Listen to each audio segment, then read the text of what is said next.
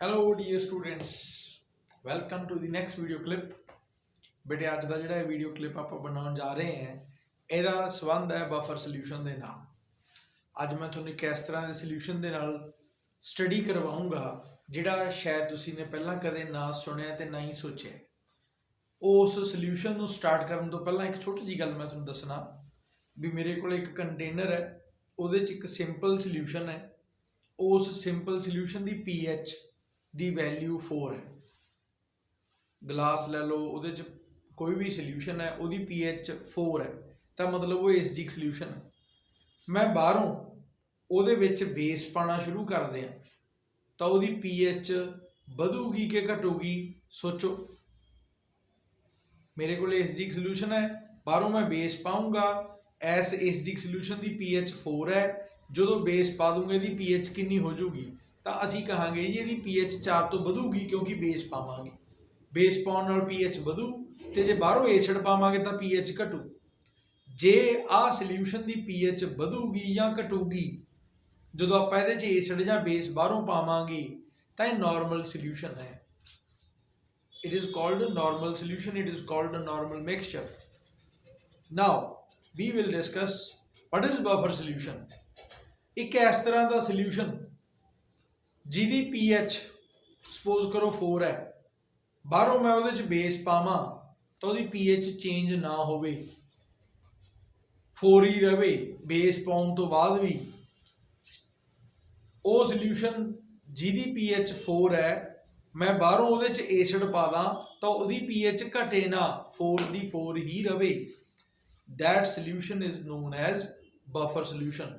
ਇਹੋ ਜਿਹੇ ਸੋਲਿਊਸ਼ਨਾਂ ਦੇ ਨਾਲ मैं ਤੁਹਾਨੂੰ कुछ एग्जाम्पल्स ਦਊਂਗਾ, डिटेल च दसूँगा भी ये बफर सोल्यूशन बफर एक्शन किवें शो करते हैं, इन्हां दी pH चेंज क्यों नहीं होंदी, किहो ਜਿਹੇ सोल्यूशनस नूं बफर सोल्यूशन कहा जाता है। साडे दिमाग सिंपल जी गल आउंदी है भी जदों असीं बाहरों एसिड पावांगे H पॉजिटिव की कंसनट्रेशन वध जूगी, कंसनट्रेशन वधण दे नाल उहदी pH घट जूगी क्योंकि pH H पॉजिटिव की कंसनट्रेशन के इनवर्सली प्रोपोर्शनल होंदी आ। pH is equal to minus log H positive, वो माइनस उपर चल जाता तो इनू आप लिख सकते हैं pH is equal to log 1 by H positive. तो H पॉजिटिव की कंसनट्रेशन ते pH एक दूसरे के इनवर्सली प्रोपोर्शनल ने। तो किहड़े सोल्यूशनस ने जिन्हां दी pH एसिड या बेस पाउण तो बाद चेंज नहीं होंदी, उन्हां दे नाल इंट्रोड्यूस कराया जाऊगा। डिफाइन जे कोई कहे how can you define buffer solution, we can say that the solution which resist जिहड़ा रोकदा, विच रेजिस्ट रोकना any change in pH value even after the addition of small amount of acid or base into it is called buffer solution। ਇਹਦੀ definition simple जी ਤੁਹਾਨੂੰ PDF file 'ਚ भी मिल जूगी, यही same words मैं ਤੁਹਾਨੂੰ ਦਿੱਤੇ ਨੇ।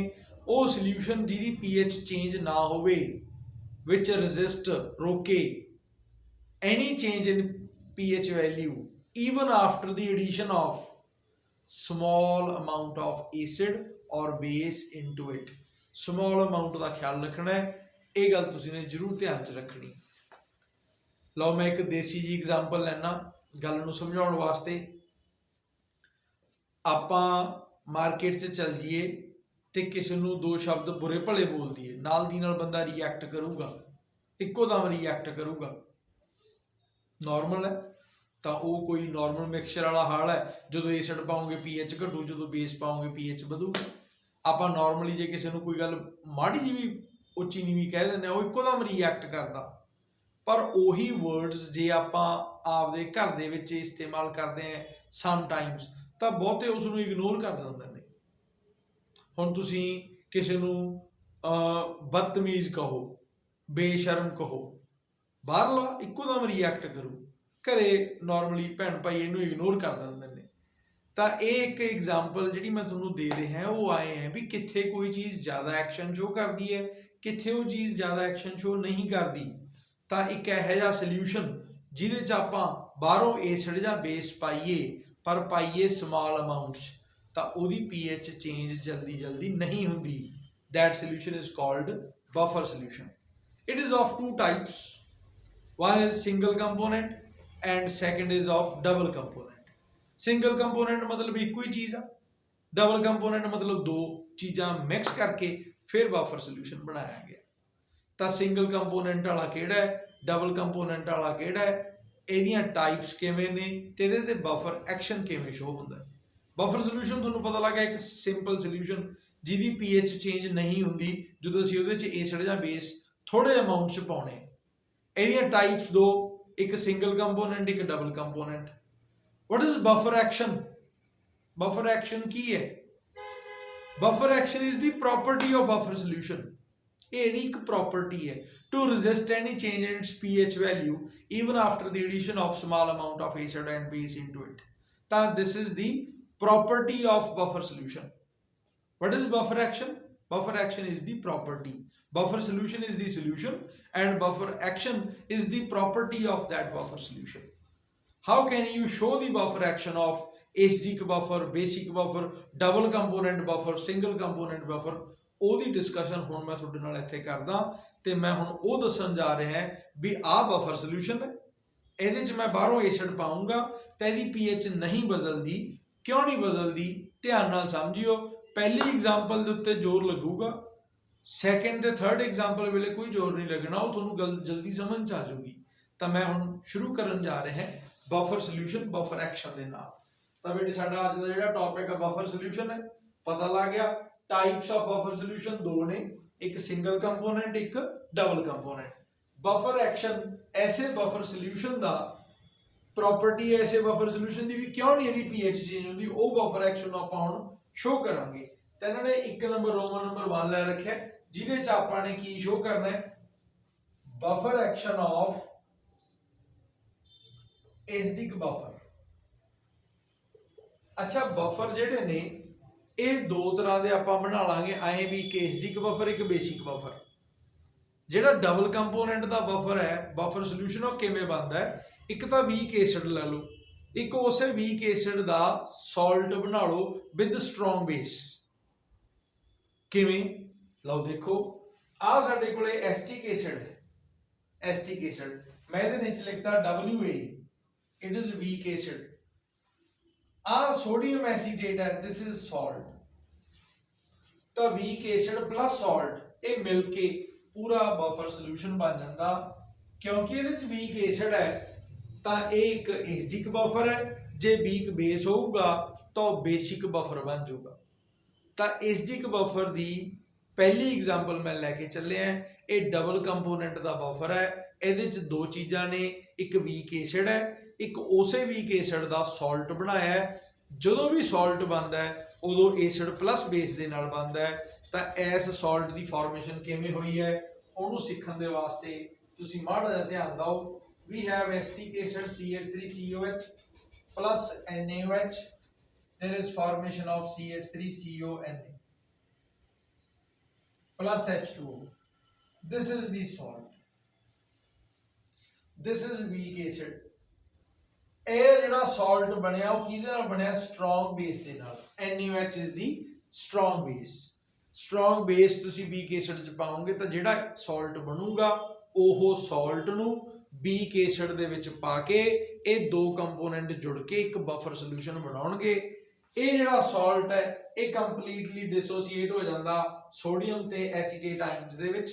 ਜਿਹੜਾ ਵੀਕ ਐਸਿਡ ਹੈ ਇਹਦੇ ਚ ਇਕੁਇਲਿਬਰੀਅਮ ਬਣ ਗਈ, ਇਹਦੇ एसीटेट ते H पॉजिटिव आइन थोड़े बनणगे क्योंकि ये वीक है।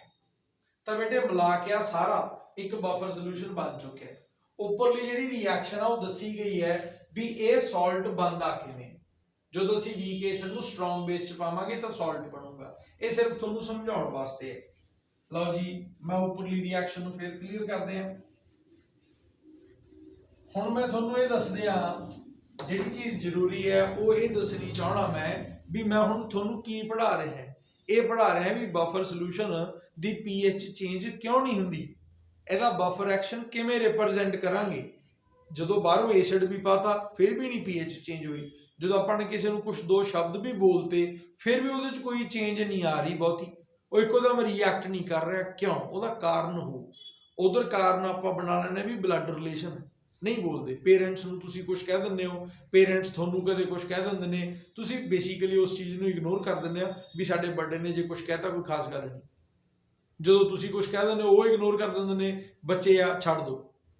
ਤਾਂ ਇਗਨੋਰੈਂਸ, ਇੱਥੇ ਇਗਨੋਰੈਂਸ ਕਿਉਂ ਹੋ ਰਹੀ ਹੈ? ਐਸਿਡ ਵੀ ਪਾਇਆ ਜਾ ਰਿਹਾ ਹੈ ਫਿਰ ਵੀ ਪੀਐਚ ਚੇਂਜ ਨਹੀਂ ਹੁੰਦੀ, ਕਿਉਂ? ਤਾਂ ਇੱਥੇ ਇਹਨਾਂ ਨੇ ਆਹ ਦੋ ਐਰੋ ਲਾਏ ਨੇ।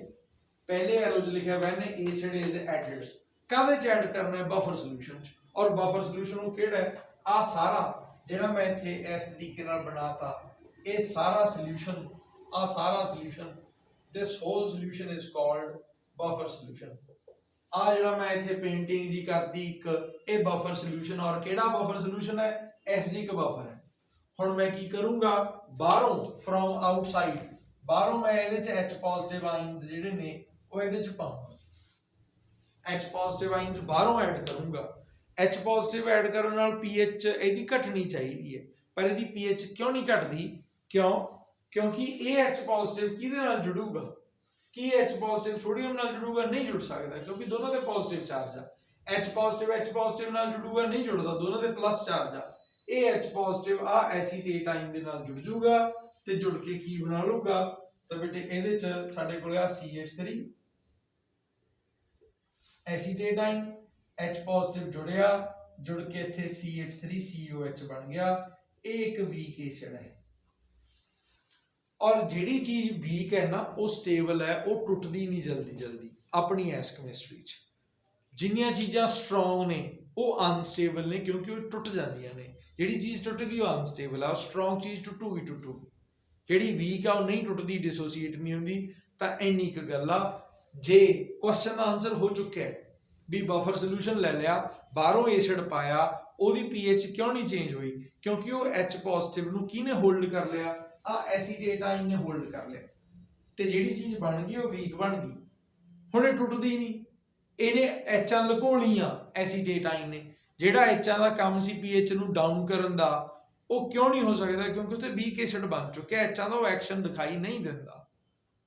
ਹੁਣ ਮੈਂ ਇੱਥੇ ਰੁਕ ਕੇ ਇੱਕ ਗੱਲ ਇੰਨੀ ਵਧੀਆ ਦੱਸ ਦਿਆਂ, ਇੰਪੋਰਟੈਂਟ ਗੱਲ ਦੱਸ ਦਿਆਂ, ਜਿਹਦੇ ਨਾਲ ਤੁਹਾਡਾ ਕਨਸੈਪਟ 100% ਸਹੀ ਹੋ ਜੇ। ਉਹ ਕਨਸੈਪਟ ਇਹ ਆ ਵੀ H ਪੋਜ਼ਿਟਿਵ ਆਈ ਜਾਣਗੇ, ਐਸੀਟੇਟ ਦੇ ਨਾਲ ਜੁੜੀ ਜਾਣਗੇ ਤੇ ਐਸਿਟਿਕ ਐਸਿਡ ਬਣੀ ਜਾਊਗਾ। ਪਰ ਇਹਦੀ ਇੱਕ ਲਿਮਿਟ ਹੈ, ਕੁਝ ਲਿਮਿਟ ਤੱਕ ਹੀ ਇਹ ਕੰਮ ਹੋਊਗਾ।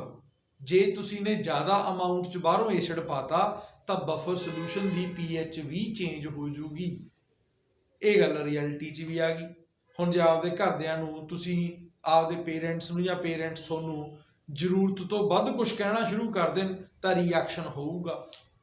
ਥੋੜਾ ਜਿਹਾ ਕਹਿਣ ਤਾਂ ਸ਼ਾਇਦ ਰਿਐਕਸ਼ਨ ਨਾ ਹੋਵੇ, ਪਰ ਜਦੋਂ ਜ਼ਿਆਦਾ ਹੋ ਜੂ ਤਾਂ ਐਕਸ਼ਨ ਹੋਊਗਾ ਉਸ ਚੀਜ਼ ਦਾ। ਤਾਂ ਇਹ ਗੱਲ ਦਿਮਾਗ 'ਚ ਰੱਖਣੀ ਹੈ ਵੀ ਬਫਰ ਸੋਲੂਸ਼ਨ ਦੀ ਪੀਐਚ ਵੀ ਚੇਂਜ ਹੁੰਦੀ ਹੈ, ਪਰ ਜਦੋਂ ਅਸੀਂ ਜ਼ਿਆਦਾ ਅਮਾਉਂਟ ਪਾਉਣੇ ਆ ਉਦੋਂ। ਸਮਾਲ ਅਮਾਉਂਟ ਵੇਲੇ ਨਹੀਂ ਚੇਂਜ ਹੁੰਦੀ। ਸਮਾਲ ਅਮਾਉਂਟ ਤੁਸੀਂ ਐਸਿਡ ਦਾ ਪਾਓ, ਬੇਸ ਦਾ ਪਾਓ, ਤਾਂ ਬਫਰ ਸੋਲੂਸ਼ਨ ਦੀ ਪੀਐਚ ਚੇਂਜ ਨਹੀਂ ਹੁੰਦੀ। ਕਿਉਂ ਨਹੀਂ ਹੁੰਦੀ? ਕਿਉਂਕਿ ਸਮਾਲ ਅਮਾਉਂਟ ਐਸਿਡ ਜਾਂ ਬੇਸ ਪਾਉਣ ਦੇ ਨਾਲ ਉਹ ਚੀਜ਼ਾਂ ਖਤਮ ਹੋ ਜਾਂਦੀਆਂ ਨੇ। ਕਿਹਦੇ 'ਚ ਖਤਮ ਹੋ ਜਾਂਦੀਆਂ ਨੇ? ਇਨ ਦੀ ਫਾਰਮ ਆਫ ਵੀਕ ਐਸਿਡ ਔਰ ਇਨ ਦੀ ਫਾਰਮ ਆਫ ਵੀਕ ਬੇਸ। ਤਾਂ ਜਦੋਂ ਬਾਹਰੋਂ H ਪੋਜ਼ਿਟਿਵ ਆਈ, ਉਹ ਇਸ ਤਰ੍ਹਾਂ ਦੇ ਆਇਨ ਦੇ ਨਾਲ ਜੁੜੂਗੀ ਜਿਹਦੇ ਨਾਲ ਸਟੇਬਲ ਕੰਪਾਊਂਡ ਬਣੇ, ਔਰ ਸਟੇਬਲ ਉਹ ਹੁੰਦਾ ਜਿਹੜਾ ਵੀਕ ਹੁੰਦਾ। ਧਿਆਨ 'ਚ ਰੱਖਿਓ ਇਸ ਗੱਲ ਨੂੰ। ਹਰ ਚੀਜ਼ ਜੁੜਦੀ ਹੈ ਆਪਣੇ ਆਪ ਨੂੰ ਸਟੇਬਲ ਕਰਨ ਦੇ ਵਾਸਤੇ। ਆਪਾਂ ਜਦੋਂ ਵੀ ਦੁਨੀਆਦਾਰੀ ਦੇ ਵਿੱਚ ਜਾਂਦੇ ਹਾਂ, ਦੇਖਦੇ ਹਾਂ ਵੀ ਕੋਈ ਛੋਟਾ ਬੰਦਾ ਵੱਡੇ ਬੰਦੇ ਨਾਲ ਜੁੜਨਾ ਚਾਹੁੰਦਾ। ਕਿਉਂ ਜੁੜਨਾ ਚਾਹੁੰਦਾ? ਉਹਨੂੰ ਲੱਗਦਾ ਵੀ ਮੈਂ ਸਟੇਬਲ ਹੋ ਜਾਊਂਗਾ ਇਹਦੇ ਨਾਲ ਜੁੜ ਕੇ। ਤਾਂ ਹਰ ਚੀਜ਼ ਸਟੇਬਿਲਿਟੀ ਜਿਹੜੀ ਹੈ ਰਿਕੁਆਇਰ ਕਰਦੀ ਹੈ। ਤਾਂ ਇੱਥੇ ਵੀ ਇਹ ਸਟੇਬਿਲਿਟੀ ਦੀ ਗੱਲਬਾਤ ਆ ਰਹੀ ਹੈ। H ਪੋਜ਼ਿਟਿਵ ਨੂੰ ਕਿਹਨੇ ਸਟੇਬਲਾਈਜ਼ ਕਰਤਾ? ਇਹ H ਪੋਜ਼ਿਟਿਵ ਨੂੰ ਇਹਨਾਂ ਐਸੀਟੇਟ ਆਇਨਸ ਨੇ ਸਟੇਬਲਾਈਜ਼ ਕਰਤਾ। ਇਹ ਐਸੀਟੇਟ ਆਇਨ ਸਾਲਟ ਤੋਂ ਵੀ ਆ ਰਹੇ ਨੇ ਤੇ ਵੀਕ ਐਸਿਡ ਤੋਂ ਵੀ ਆ ਰਹੇ ਨੇ। ਤਾਂ ਇਹ ਵੀਕ ਐਸਿਡ ਵਾਪਸ ਬਣ ਰਿਹਾ ਹੈ। ਇਹਨਾਂ ਦਾ ਜਿਹੜਾ ਐਕਸ਼ਨ ਸੀ ਉਹ ਘਟ ਗਿਆ, ਕਿਉਂਕਿ ਇੱਥੇ ਵੀਕ ਐਸਿਡ ਬਣ ਗਿਆ। ਹੁਣ ਇਹ ਜਲਦੀ ਨਹੀਂ ਟੁੱਟਦਾ, ਤਾਂ ਐਚਾਂ ਦਾ ਜਿਹੜੀ ਐਕਸ਼ਨ ਸੀ ਉਹ ਖਤਮ ਹੋ ਗਿਆ। ਹੁਣ ਐਸ ਦੇ ਉਲਟ, when base is added then what would happen? ਜਦੋਂ ਬੇਸ ਪਾਉਂਗੇ ਤਾਂ OH ਨੈਗੇਟਿਵ ਆਇਨਸ ਪਾਉਂਗੇ। ਤਾਂ ਹੁਣ ਇੱਥੇ ਮੈਂ OH ਨੈਗੇਟਿਵ ਆਇਨਸ ਪਾ ਲਈ ਉੱਪਰਲੇ ਪਾਸੇ। we are going to add OH negative ions. ਹੁਣ ਇਹ ਅਨਾਈਨਸ ਨੇ, ਇਹ ਅਨਾਈਨ ਨਾਲ ਤਾਂ ਜੁੜ ਨਹੀਂ ਸਕਦਾ ਕਿਉਂਕਿ ਰਿਪਲਸ਼ਨਸ ਹੋਣਗੇ। ਤਾਂ ਇਹ ਤਾਂ ਐਸੀਟੇਟ ਆਇਨ ਨਾਲ ਨਹੀਂ ਜੁੜਨਗੇ। ਇਹਦੇ ਕੋਲ ਦੋ ਪੋਸੀਬਿਲਿਟੀਜ਼ ਨੇ, ਸੋਡੀਅਮ ਨਾਲ ਵੀ ਜੁੜ ਸਕਦਾ, H ਪੋਜ਼ਿਟਿਵ ਨਾਲ ਵੀ ਜੁੜ ਸਕਦਾ। ਜੇ ਇਹ OH ਸੋਡੀਅਮ ਨਾਲ ਜੁੜ ਗਿਆ ਤਾਂ ਬਣ ਜੂ NaOH, ਤੇ NaOH ਸਟਰੋਂਗ ਹੈ। ਜਿਹੜਾ ਸਟਰੋਂਗ ਹੈ ਉਹ ਅਨਸਟੇਬਲ ਹੈ। ਅਨਸਟੇਬਲ ਬਣਦਾ ਨਹੀਂ, ਉਹ ਟੁੱਟ ਜਾਣਾ। फिर की होगा, यह OH नैगेटिव SH पॉजिटिव दे नाल जुड़ूगा। आ मैं इत्थे लिखता OH नैगेटिव, ये बाहरों आ गया, आ H पॉजिटिव जुड़ के की बन गया H2O। जेड़ा OH नैगेटिव है ये आउटसाइड तो आया फ्रॉम आउटसाइड, जेड़ा H पॉजिटिव सी ये BS बफर सॉल्यूशन च प्रेजेंट है, जो बनया वो वीक इलैक्ट्रोलाइट है। जे मेरी गल तुहानूं समझ आ गई तो बड़ा वधिया, नहीं समझ आई तो मैं एक बार फिर रैपीटिशन कर रहा, भावें तुसीं इहनूं रिवर्स करके भी सुन सकते हो, पर मैं फिर भी बोलदा, ध्यान नाल सुनियो। मैं बाहरों बेस पाया, OH नैगेटिव आइंस कित्थों आए, फ्रॉम आउटसाइड, बाहरों पाए गए। चैक करने दे वास्ते भी बफर सॉल्यूशन वाकई बफर सॉल्यूशन है क्या नहीं। OH नैगेटिव आइन पावांगे, बेस पावांगे, pH ਵਧਣੀ ਚਾਹੀਦੀ है, पर ਇਹਦੀ pH नहीं ਵਧਦੀ। क्यों नहीं बढ़ती? क्योंकि OH आइंस ਨੂੰ ਕਿਹਨੇ ਹੋਲਡ ਕਰ ਲਿਆ, H ਪੋਜ਼ਿਟਿਵ ਆइंस ਨੇ। ਇਹ H ਪੋਜ਼ਿਟਿव आइन ਇਸ पूरे बफर सॉल्यूशन ਦੇ ਵਿੱਚ प्रेजेंट ਨੇ, ਦੋਨੇ ਮਿਲ ਕੇ ਆਪਸ ਵਿੱਚ ਵਾਟਰ ਬਣ ਗਿਆ। ਵਾਟਰ खुद एक वीक इलैक्ट्रोलाइट आ, ਤਾਂ OH ਨੈਗੇਟਿਵ ਆइन ਦਾ ਜਿਹੜਾ ਅਸਰ ਸੀ ਉਹ ਨਹੀਂ ਹੋ ਰਿਹਾ, ਕਿਉਂਕਿ ਵੀਕ ਇਲੈਕਟ੍ਰੋਲਾइट ਬਣ ਚੁੱਕਿਆ। पर जे तुसी OH नैगेटिव आइन ज़्यादा क्वांटिटी च पा दोगे तो इन्ने तो इहदे H पॉजिटिव आइन है ही नहीं, तो जो जिन्ने के H पॉजिटिव ने उन्ने के तो रोक लैणगे।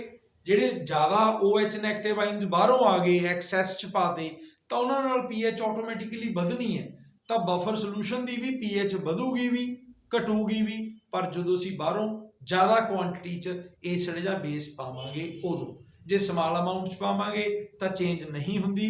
ਕਿਉਂ ਨਹੀਂ ਹੁੰਦੀ? ਕਿਉਂਕਿ ਵੀਕ ਇਲੈਕਟ੍ਰੋਲਾਈਟ ਬਣ ਜਾਂਦਾ, ਉਹ ਐਸਿਡ ਜਾਂ ਬੇਸ ਦਾ ਜਿਹੜਾ ਐਕਸ਼ਨ ਹੋਣਾ ਸੀ ਹੋਣ ਨਹੀਂ ਦਿੰਦਾ। ਬਸ ਇੰਨੀ ਗੱਲ।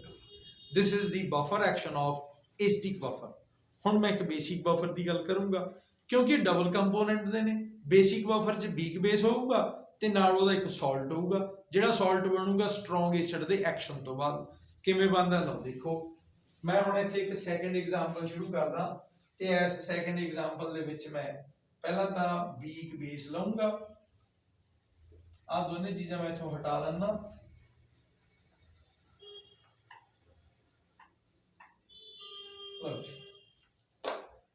ਹੁਣ ਮੇਰੇ ਕੋਲ ਇੱਥੇ ਬੇਸਿਕ ਬਫਰ ਆ ਗਿਆ। ਬੇਸਿਕ ਬਫਰ, ਜੇ ਬੇਸਿਕ ਬਫਰ ਲਵਾਂਗਾ ਤਾਂ NH4OH, it is weak base, ammonium hydroxide, ammonium ion ਆ ਗਿਆ ਤੇ ਹਾਈਡਰੋਕਸਾਈਡ ਆਇਨ ਆ ਗਿਆ। ਇੱਥੇ ਬੇਟੇ ਅਮੋਨੀਅਮ ਕਲੋਰਾਈਡ NH4Cl, ਆ ਅਮੋਨੀਅਮ ਆ ਗਿਆ ਤੇ ਆ ਕਲੋਰਾਈਡ ਆ ਗਿਆ, ਆ ਸਾਲਟ ਆ ਗਿਆ। ਅਮੋਨੀਅਮ ਕਲੋਰਾਈਡ ਸਾਲਟ ਹੈ, ਅਮੋਨੀਅਮ ਹਾਈਡਰੋਕਸਾਈਡ ਬੇਸ ਹੈ। हाइड्रोक्साइड OH है, बेस आ गया। ਇਹਦਾ ਸਾਲਟ ਕਿਵੇਂ ਬਣੂਗਾ ਲਓ ਦੇਖ ਲਓ, ਇਹ ਸਾਲਟ ਕਿਵੇਂ ਬਣਦਾ। ਆ ਸਾਡੇ ਕੋਲੇ NH4OH ਆ, ਇਹਦੇ ਚ ਤੁਸੀਂ HCl ਪਾਓ ਤਾਂ ਇੱਥੋਂ NH4Cl plus H2O ਬਣ ਜੂਗਾ। ਆ ਜਿਹੜਾ ਵੀਕ ਬੇਸ ਹੈ, ਆ ਸਟਰੋਂਗ ਐਸਿਡ ਹੈ, ਇਹਦੇ ਤੋਂ ਮਿਲ ਕੇ ਸਾਲਟ ਬਣ ਗਿਆ ਤੇ ਇਹ ਬੇਟੇ ਸਾਲਟ ਬਣਦਾ ਹੀ ਹੈ, ਇਹ ਸਾਲਟ ਬਣਦਾ ਹੀ ਹੈ। ਬੇਸਿਕ ਬਫਰ ਕਿਹੜਾ ਹੁੰਦਾ? ਬੇਸਿਕ ਬਫਰ 2 ਕੰਪੋਨੈਂਟ ਹੈ, एक वीक बेस है, वीक बेस अमोनियम हाइड्रोक्साइड है। इस वीक बेस नू स्ट्रोंग एसिड नाल रिएक्ट कराओ तो एक सॉल्ट प्रोड्यूस होगा, वो सॉल्ट नू भी इहदे विच पा दो तो 2 कंपोनेंट हो गए, एक वीक बेस एक उहदा सॉल्ट, दोनों नू मिला दो तो एक बफर सोल्यूशन तैयार हो गया। तो वो बफर सोल्यूशन दे विचों अमोनीयम आयन आ गए, क्लोराइड ते हाइड्रोक्साइड आयन आ गए। ये बेसिक बफर है। हुण इहदा एक्शन शो करदे आं आपां, इहदा एक्शन है, इहदे च एसिड पाओ बेस पाओ, की बनदा की नहीं बनदा वो अपन ने चेक करना। लो देखियो, मैं इहनूं फिर इत्थों क्लीयर करदा। हुण मैं तुहानूं पुछना चाहना भी जे मैं बाहरों H पॉजिटिव आइंस ऐड कर दियां, H पॉजिटिव आइंस ऐड कर दी आपां तां की होना चाहिए? जे आपां एसिड ऐड कर दईए, ये एसिड किहदे नाल रिएक्ट करूगा? एक क्वेश्चन है। When we add acid into basic buffer, acid पाउण नाल pH डाउन जानी चाहिए है, पर इसकी pH जल्दी जल्दी घटदी नहीं, समाल अमाउंट पाउण तो बाद घटदी नहीं। क्यों? क्योंकि जिहड़ा H पॉजिटिव है वो कैटायन नाल तां नहीं जुड़दा, अनायन नाल जुड़ूगा या क्लोराइड नाल या हाइड्रोक्साइड नाल। हुण इह किहदे नाल जुड़दा? क्लोराइड नाल जुड़दा कि नहीं जुड़दा? जे क्लोराइड नाल जुड़ गया H पॉजिटिव तो HCl बन जू, जे बन गया तो नाल दी नाल बनन अनुसार टुट जू, क्योंकि वो स्ट्रोंग है, अनस्टेबल है। जे फिर टुट गया, फिर H पॉजिटिव ते Cl नेगेटिव बन गया, मतलब वो जुड़ी नहीं उहदे नाल, तो फिर किहदे नाल जुड़ू? जिहदे नाल जुड़ के स्टेबल बनाऊ। तो स्टेबल किहदे नाल बनाऊगा? OH नाल। ये H पॉजिटिव OH नाल जुड़ूगा तो ये की बन जूगा पानी, पानी एक वीक इलैक्ट्रोलाइट है। ध्यान दियो जे मैं SH पॉजिटिव नूं पाऊंगा तो किहदे नाल जुड़ूगा, ये OH नैगेटिव नाल जुड़ूगा ते जुड़ के इत्थे की बन जू वाटर। पर तुसीं ने देखना की है वो ये भी OH दा बफर सोल्यूशन दे विच प्रेजेंट सी ते H पॉजिटिव फ्रॉम आउटसाइड, ये बाहरों पाया गया, H पॉजिटिव बाहरों पाया, OH नैगेटिव आ पिया बफर सोल्यूशन दे विच, दोनों जुड़ के पानी बन गया। पानी वीक इलैक्ट्रोलाइट आ तां जिहड़ा एसिड दा एक्शन सी वो दिखाई नहीं दिंदा, पीएच जल्दी जल्दी चेंज नहीं होती। फिर दूसरा केस, जे आप हाइड्रोक्साइड आइन पा दिए बाहरों तो फिर वो की करूगा बेटे, अनाइन है जुड़नी कैटायन दे नाल, कैटायन दोनों सेम है, अमोनियम है, अमोनियम हाइड्रोक्साइड एक वीक बेस आ वो बन जू। तो देखो हाइड्रोक्साइड बाहरों पा लिया तो ये NH4OH दे नाल जुड़दा, ਇਹਦੇ ਨਾਲ जुड़ के ने NH4OH बन जाना, NH4OH बन गया, अमोनियम हाइड्रोक्साइड बन गया, वीक इलैक्ट्रोलाइट है। तो इस बेसिक बफर के उत्ते भी कोई एक्शन ऐसा सच नहीं देखने को मिलता जे आप स्मॉल अमाउंट ऑफ एसिड या बेस पावांगे। क्यों नहीं दिखाई दिंदा, क्योंकि जो असीं एसिड या बेस पाउणे हैं तो कोई वीक सबसटेंस बन जाता, वीक इलैक्ट्रोलाइट बन जाता, तो उहदे करके जिहड़ा उहदा एक्शन एसिड या बेस का होना सी वो नहीं हुंदा। पर जिन्ना चिर स्मॉल अमाउंट पावांगे, जो असीं स्मॉल अमाउंट तो वध अमाउंट पाउणा शुरू करता तो बफर सोल्यूशन की पीएच भी चेंज हो जूगी। तो ये सैकेंड एग्जाम्पल सी बफर सोल्यूशन की। ये फस्ट ते सैकेंड दोनों एग्जाम्पल डबल कंपोनेंट दियां सी। हुण थर्ड एग्जाम्पल जिहड़ी आऊ वो बफर सोल्यूशन आऊ जिहड़ा सिंगल कंपोनेंट है, जिहदे च इक्को ही कंपोनेंट है, दो नहीं है। वो किहड़ा है, वो देखो साडे कोले सिंगल कंपोनेंट वाला एक बफर सोल्यूशन है,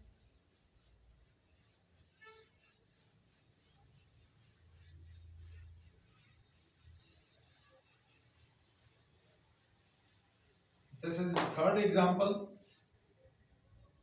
और ए बेटे CH3CONH4, ਇਹਦਾ नाम है अमोनियम एसीटेट। अमोनियम ते एसीटेट आइन ये दो आइन्स बन जाएंगे, एक कैटायन दी एक अनाइन है, सिंपल जी गलबात आ, ऑप्शन ही है नहीं दूसरे कैटायन दे अनाइन दी एज सच। जे बाहरों तुसीं इहदे च H पॉजिटिव पाओगे ये इहदे नाल जुड़ूगा तो वीक इलैक्ट्रोलाइट बन गया, जे बाहरों OH नेगेटिव आइन पाओगे तो इहदे नाल जुड़ूगा तो ये भी वीक बन जूगा इलैक्ट्रोलाइट। इहदे च कोई प्रॉब्लम ही नहीं होती, बहुत सौखा रहिंदा क्योंकि इहदे च ऑप्शन ही है नहीं कोई, एक ही ऑप्शन है कैटायन अनाइन नाल जुड़दा, अनाइन कैटायन नाल, और जो जुड़ूगा तो वीक सबस्टेंस ही बनदा। क्यों वीक बनदा, क्योंकि स्टेबल आ, वो टुटदा नहीं। ऐसे वजह करके बफर सोल्यूशन की पीएच जल्दी जल्दी चेंज नहीं होती, आह मेन कारण है। हुण इन्हां बफर सोल्यूशनस की पीएच किवें फाइंड आउट की जा सकती है, ये question MCQ point of view तो मच मोर इंपॉर्टेंट ने, और स्पैशली जिहड़े बच्चे JEE मेन्स की तैयारी करते हैं, JEE एडवांस की तैयारी करते हैं, उन्होंने मेरा आपका पर्सनल सुजैशन है भी बफर सोल्यूशन के जिन्ने भी तुसीं क्वेश्चनस कर सकते हैं वो वध तो वध करो, मेरी हैल्प दे नाल करो। बफर सोल्यूशन पेपर च 100% आउंदा ही आउंदा, कॉमन आइन इफैक्ट पेपर च आउंदा ही आउंदा, सॉल्युबिलिटी प्रोडक्ट वाले क्वेश्चन ज़्यादातर नीट वाले पेपर च रह जाते हैं। तो तुसीं अज दे जिहड़े टॉपिक दे विच क्वेश्चनस करने ने डेफिनेटली करने ने, पर मैं तुहानूं एक चीज़ होर सिखा दियां, बफर सोल्यूशन की पीएच किवें फाइंड आउट की जाती है, वो किहड़ी इक्वेशन है जिहदे नाल इहनूं आपां फाइंड आउट कर सकते हैं पीएच नूं। तो साडे कोल एक साइंटिस्ट है हैंडरसन हैसलवेच इक्वेशन, इन्हां साइंटिस्टां ने मिलके एक इक्वेशन दी आ to find the pH of buffer solution. हुण तुसीं सिलेक्ट करना बफर एचडी का कि बेसिक का। जे बफर एचडी का, एचडी बफर दे वास्ते पीएच किवें फाइंड आउट करनी, आ equation, this is the only equation, आ ओनली इक्वेशन है एचडी बफर दी। पीएच बराबर है pKa, pKa dissociation constant for acid, क्योंकि एसिडिक बफर सी, पीके क्योंकि एसिड दा pH plus log concentration of salt by concentration of acid. जे यही बेसिक बफर च चल जे तो पीएच की थां ते पीओएच, पीकेए की थां ते pKb plus log concentration of salt by concentration of base. तो ऊपर सॉल्ट रहिंदा, थल्ले एसिड या बेस। जे एसिडिक बफर है तो नीचे एसिड, जे बेसिक बफर है तो नीचे बेस। जे एसिडिक बफर है तो पीएच, जे बेसिक बफर है तो पीओएच। बेटा कोई प्रॉब्लम ही है नहीं। समटाइम्स उल्ट हो जाता, दे के एसिडिक बफर पीओएच पुछ लेंदा, पर तुसी पहला इस इक्वेशन नाल पीएच कढियो, फिर उन्होंने 14 चों सबट्रैक्ट करके पीओएच कढ लियो। ਤੁਹਾਨੂੰ बेसिक बफर दे के उन्हें पीएच पुछ ली, तुसी पहला पीओएच कढ लो, फिर उन्होंने 14 चों सबट्रैक्ट करके पीएच ਨੂੰ फाइंड आउट कर लो। ਹੁਣ मैं ਇਹਦਾ ਇੱਕ दूसरा रूप ਦੱਸਦਾ ਜਿਹੜਾ पीडीएफ फाइल 'ਚ नहीं ਦਿੱਤਾ ਹੋਇਆ, ਧਿਆਨ ਨਾਲ ਨੋਟ ਕਰਿਓ। ਉਹ दूसरा तरीका आ पीएच पीएच पीके ठीक आ, प्लस लॉग एसिड भी ठीक आ, सॉल्ट की थां ते CB. What is CB? Conjugate base. Salt completely dissociate हो जाते हैं मोस्टली, तो जिन्नी कंसनट्रेशन सॉल्ट की हो उन्नी उहदे कॉन्जुगेट जिहड़ा बेस बनूगा उहदी हो। तो ये एसिडिक बफर च किहड़ा कॉन्जुगेट बेस बनदा, ध्यान नाल समझियो। मैं इत्थे समझाउणा शुरू करदा। ये गलबात सिर्फ उन्हां बच्चों वास्ते आ जिन्हां ने कंपीटीशन के क्वेश्चन जिहड़े ने सॉल्व करने ने, बाकी जिहड़े ने उन्हां वास्ते इक्वेशन देख लेनी काफी आ। लो देखियो, we have CH3COH weak acid, ये टूटूगा CH3CO negative plus H positive, this is called Cb conjugate base. आ एसिड है, आ कॉन्जुगेट बेस है।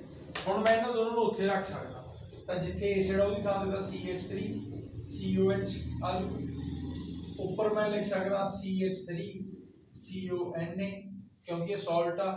इत्थे कंजुगेट एसिड दे विच CH3COH ते ऊपर बैठे CH3COO नेगेटिव।